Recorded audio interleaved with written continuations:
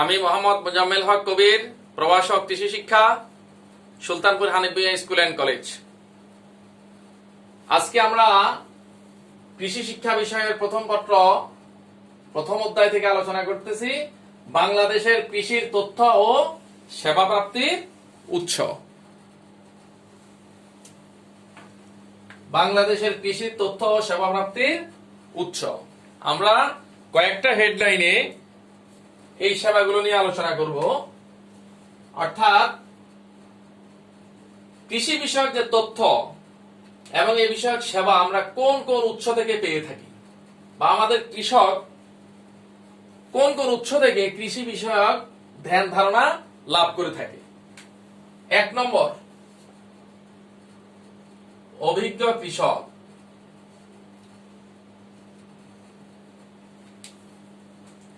প্রথম উৎস হলো আমাদের অভিজ্ঞ কৃষক, যে দীর্ঘদিন কৃষি কাজের সাথে ওতপ্রোতভাবে জড়িত এই জাতীয় কৃষক, যারা মানে কৃষক নেতা, কৃষি কাজে নেতৃত্ব দিয়ে থাকে। তাদের দীর্ঘদিনের অভিজ্ঞতায় যে কোনো একটা সমস্যা তারা দ্রুত সমাধান বলতে পারে। অর্থাৎ একটা হলো তাত্ত্বিক জ্ঞান, কিন্তু এদের ওই তাত্ত্বিক জ্ঞান যদিও না থাকে, এরা কৃষিকাজ করতে করতে এই বিষয়ক তাদের অনেক দখল থাকে, যার কারণে একটা যে কোনো কৃষি বিষয়ক সমস্যার লক্ষণ দেখা দেওয়ার সাথে সাথে তারা বেশিরভাগ ক্ষেত্রে সঠিক একটা সমাধান দেওয়ার জন্য এরকম সক্ষম হয়। এই জন্য নতুন নবীন কৃষক যারা, তারা পুরাতন কৃষকদের সাথে তারা কখন এরকম বীজ বুনলে ভালো হবে, কোন ফসল কখন বপন করলে লাভজনক হবে, এই জিনিসগুলো তাদের থেকে পাওয়া যায়। আমরা এক অভিজ্ঞ কৃষকের কথা শুনেছি, সে হলো হরিপদ কাপালি। তাকে একজন বিজ্ঞানীও চিহ্নিত করা হয়েছে, গবেষণা করেছে। এরকম একটা ধান বৃধান 11 থেকে এরকম ব্যতিক্রমী কিছু ধানের ছড়া, যেগুলো স্বাভাবিক 11 চাইতে অনেক লম্বা লম্বা ছড়া হয়েছে, অনেক বেশি ফলন হয়েছে, এরকম কিছু তার জমিনে পেয়ে বাছাই করে আলাদা করে ওইটুকু পরবর্তী সময় আবার সে চাষ করে এটাকে বর্ধন করেছে। এভাবে কয়েক বছর করে সেখান থেকে সে এই জাতটাকে বাড়িয়ে এরকম দেখা গেছে এটার ফলন 11 চাইতে অনেক বেশি। 11 মতো এরকম তার সময় বা বপন সময়, কর্তন সময় হচ্ছে, কিন্তু ফলনটা অনেক বেশি হচ্ছে। তো শেষে এই ধানটার নাম হয়ে গেছে হরিধান। হরিপদ কাপালি এই ধানটা আবিষ্কার। এরকম অভিজ্ঞ কৃষকের আমরা অনেক তথ্য বিভিন্ন সময় এরকম পেয়ে থাকি। দ্বিতীয় যে উৎস আমাদের আছে সেটা হলো কৃষক মাঠ স্কুল। কৃষক মাঠ স্কুল এটা কৃষি সম্প্রসারণ বিভাগের মাধ্যমে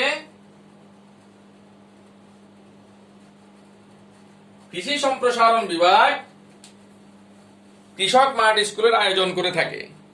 বাংলাদেশে প্রায় 335 উপজেলায় এই কৃষক মাঠ স্কুল পরিচালিত হচ্ছে। কৃষকদেরকে সমসাময়িক যে সকল কলাকৌশল, কৃষি বিষয়ক নতুন প্রযুক্তি, নতুন জাত আসতেছে, এগুলোর সাথে পরিচিত করানোর জন্যই এই কৃষক মাঠ স্কুলের সৃষ্টি। এখানে কৃষক নেতাদেরকে সাধারণত নিয়ে আসা হয় আর তাদেরকে কৃষি বিষয়ক নতুন ধ্যান ধারণার সাথে পরিচিত করানো হয়। তৃতীয় একটা উৎস হলো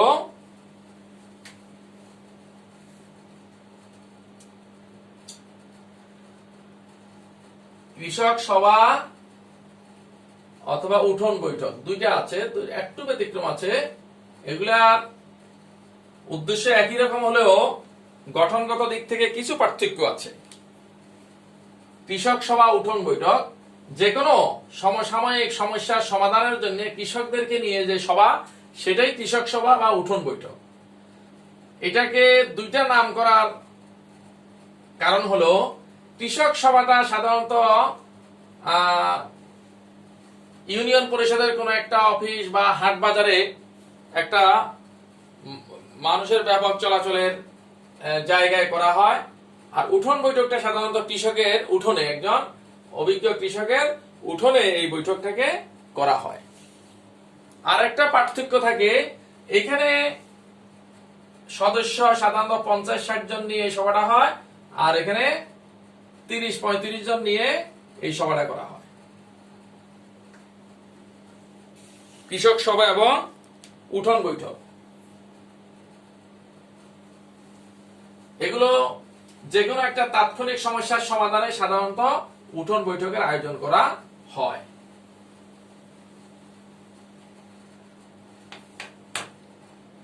এরপর আমাদের সেবাপ্রাপ্তির জন্য উচ্চশিক্ষা বা শিক্ষা প্রতিষ্ঠান আছে। শিক্ষা প্রতিষ্ঠান, এখানে প্রাতিষ্ঠানিক শিক্ষা, ওই জিনিসগুলো ছিল এতক্ষণ বলছি আমরা অপ্রাতিষ্ঠানিক, অভিজ্ঞ কৃষক, উঠোন বৈঠক, কৃষক সভা, কৃষক মাঠ স্কুল, অপ্রাতিষ্ঠানিক শিক্ষা ব্যবস্থা। আমাদের এখন যেটা আলোচনা এটা হলো প্রাতিষ্ঠানিক শিক্ষা। শিক্ষা প্রতিষ্ঠানে যেমন আমাদের মাধ্যমিক, উচ্চ মাধ্যমিক শ্রেণীতে কৃষি বিষয়ক, যেমন আমরা এখানে কৃষি শিক্ষা পাঠদান করতেছি, এরকম 6ষ্ঠ থেকে 10ম শ্রেণী পর্যন্ত কৃষি শিক্ষা বিষয় ইনক্লুড করা আছে। এরপরে আছে আমাদের কৃষি বিষয়ক diploma, ATI, agriculture training institute. বাংলাদেশের 16টি সরকারি এবং প্রায় শতাধিক বেসরকারি কৃষি প্রশিক্ষণ ইনস্টিটিউট রয়েছে। এগুলো থেকে মাধ্যমিক পাশ করা শিক্ষার্থীদের ভর্তি করিয়ে এরকম ডিপ্লোমা ডিগ্রি দেওয়া হয়। ডিপ্লোমা কৃষিবিদ বলা হয়, যারা এখান থেকে পাশ করে এনাদের বলা হয় ডিপ্লোমা কৃষিবিদ। এই বিষয়ক বাংলাদেশে অনেকগুলা বিশ্ববিদ্যালয় আছে। তার মধ্যে যেটা সবচেয়ে বড় এবং প্রাচীন তা হলো বাংলাদেশ কৃষি বিশ্ববিদ্যালয়। এটা ময়মনসিংহে অবস্থিত। এটা 1961 সনে প্রতিষ্ঠিত হয়ে, এর আগেও ছিল সেখানে ডিপ্লোমা কিছু কোর্স ছিল। এরপরে এটা বিশ্ববিদ্যালয় রূপান্তর 1961 সালে। বর্তমানে সেখানে 6টা অনুষদ আছে।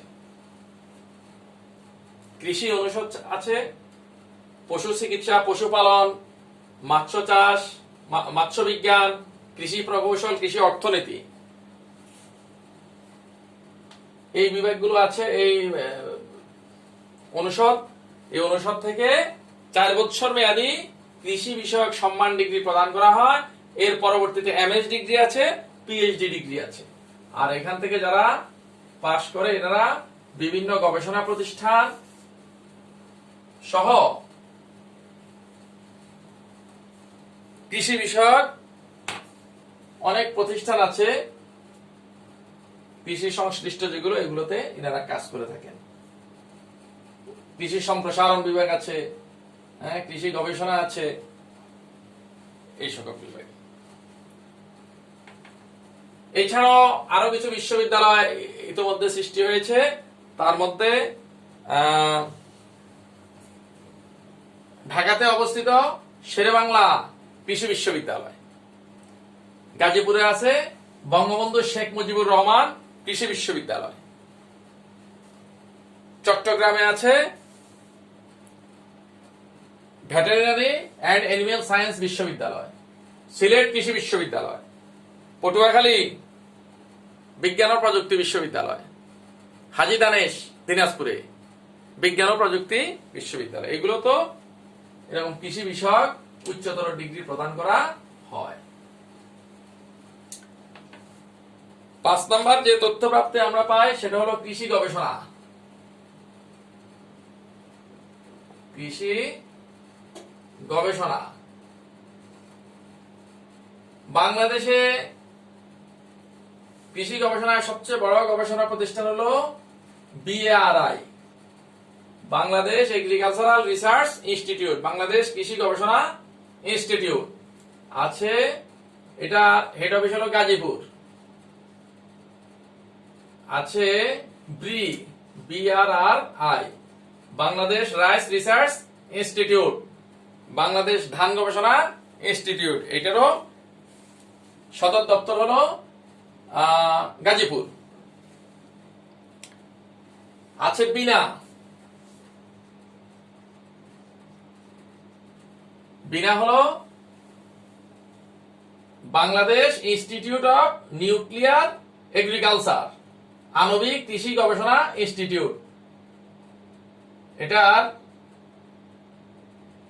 প্রধান কার্যালয় হলো ময়মনসিংহ। বিনা।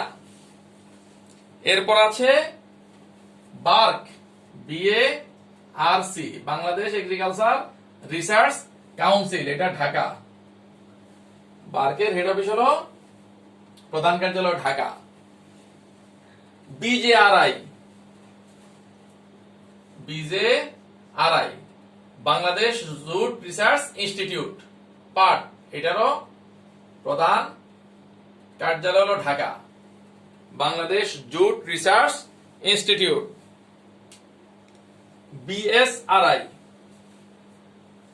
BSRI হলো বাংলাদেশ সুগারকেন রিসার্চ ইনস্টিটিউট। মজার বিষয় হলো এগুলোর প্রধান কার্যালয়টা হলো যেই জায়গায় ফসলগুলো বেশি হয় সাধারণত ওখানে এটা হেডকোয়ার্টার, এটা হলো ঈশ্বরদী।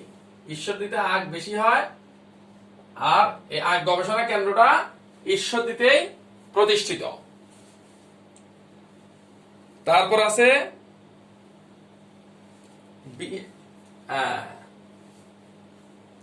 BTRI বাংলাদেশ টি রিসার্চ ইনস্টিটিউট,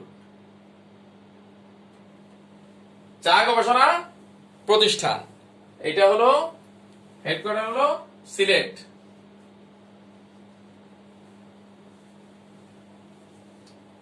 তারপর আসে রেশম গবেষণা, বাংলাদেশ সিল্ক রিসার্চ ইনস্টিটিউট, এটা হলো রাজশাহী। রাজশাহী সিল্কের জন্য বিখ্যাত। BFRI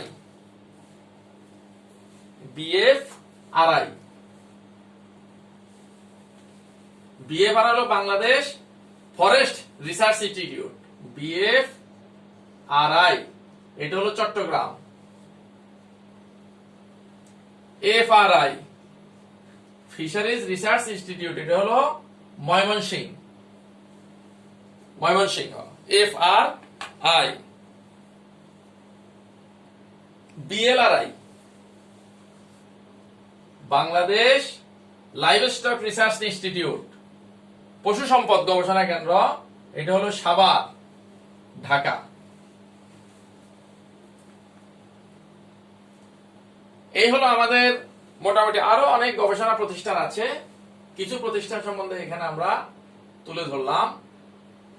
তো সেবা প্রাপ্তির আমাদের আরো উৎস আছে বর্তমানে, যেটা সবচেয়ে কার্যকরী সেটা হলো ইন্টারনেট।